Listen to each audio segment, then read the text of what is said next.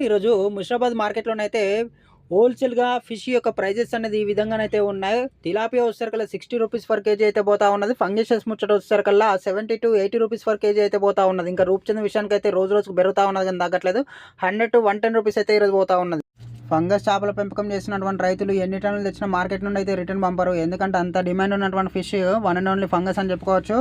మీరు హ్యాపీగా తీసుకురావండి. కొరమీను సాగును ఇష్టానుసారంగా చేసి లక్షలలో నష్టపోయినటువంటి ఫార్మర్స్ పరిస్థితి అయితే మరీ దారుణంగా ఉన్నది. ఎందుకంటే ఇష్టానుసారంగా ఎప్పుడు కూడా కొరమీను సాగును అయితే చేయొద్దు. ఓకే ఊరుకోవే ఊరుకో, నేను ఉన్నాను కదా, నేనేదో సాల్వ్ చేస్తాను.